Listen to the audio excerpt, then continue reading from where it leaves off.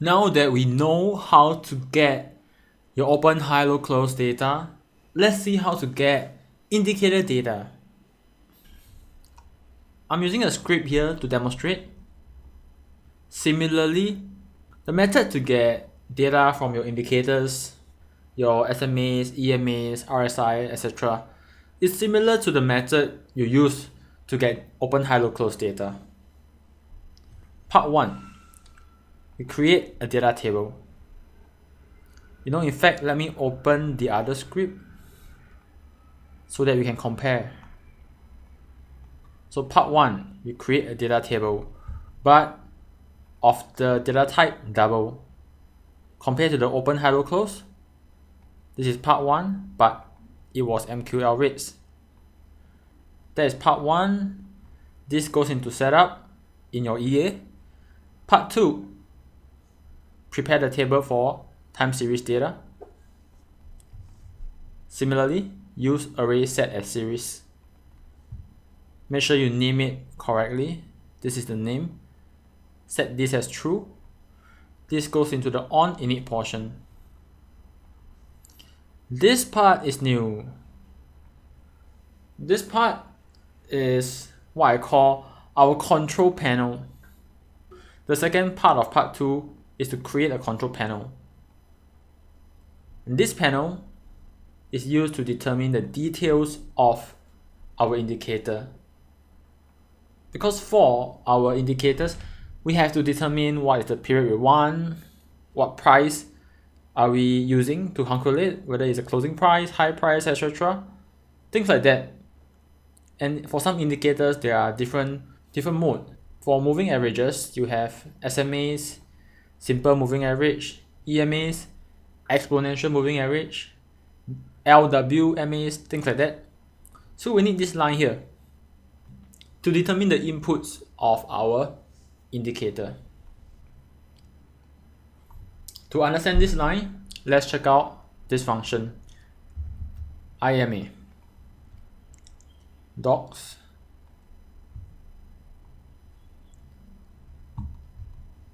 so it returns the handle of the moving average indicator. Handle is essentially a control panel, like we said. So it returns a control panel, and we'll use it later when we assign data into our table. You can name it whatever you want, but I think naming it as control panel is quite intuitive. It tells the user what it means, but the word control panel is rarely used by other MQL5 coders, just so you know. IMA, first input symbol, period, MA period, shift, so there's 4 there, symbol, current period, means the period that the chart is on. By period, we mean the time frame, alright? The time frame. Hourly, 4 hourly, etc. This is the MA period. So if I have 50 here, it means SMA 50. Shift 0. Shift 0 means we do not shift the dataset within the moving average itself. You should have seen something about this in a previous lecture on SMA.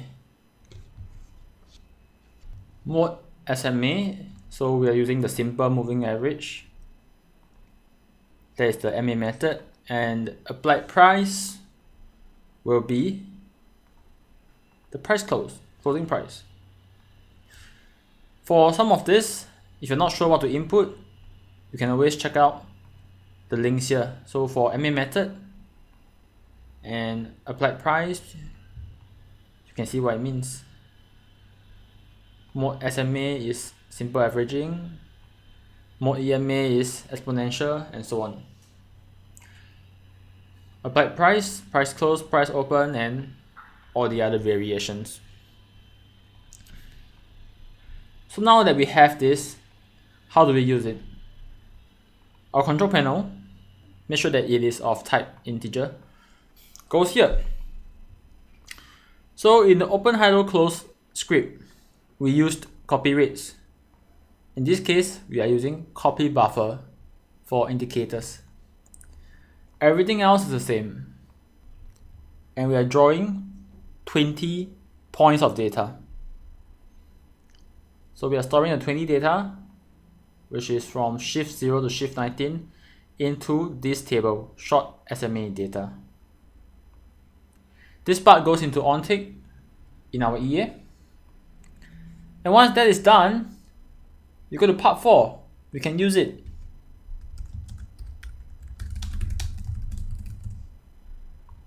So I have two statements here, which are rather straightforward. One thing I want to mention is that don't confuse this value 50, the MA period, for the shift. These are different things. This refers to the length of the smoothing period. This is the shift of which we want to get the data from. Later we will show you this on the chart and you will be able to understand it better. So this shift 5 comes from the 20 pieces of data, and this 50 comes from here. Alright, let's double check our information. I'm going to put on the moving average indicator 50, simple, close. So let's find out what is the value of shift 5. Okay, before that, let me place the script on. So the value of SMA 50 at shift 5 is 1.220089. Let's see, shift 0, look at the data window. Shift 0, 1, 2, 3, 4, 5. Yep, looks correct. The one here in the data window is rounded up. Before we go, let's talk about two more things. We can round up our digits here using this inbuilt function called normalize double. There's two inputs, the value and the number of digits we want to round it up to. So in this case, let's round it up to 6 digits. Same thing for this one.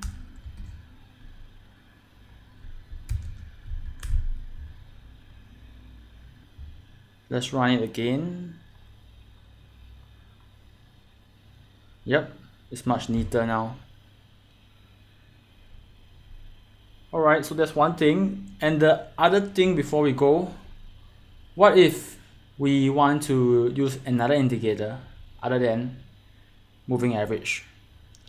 So we will change this part from IMA to something else. If you look at the IMA documentation, on the left side, you'll see a wide array of indicator. So for example, if you want to use Bollinger Bands, it will be I-bands, ICCI, IRSI, and so forth. One more thing before we go. Let's go to NR 1.01 to see where this indicator code are.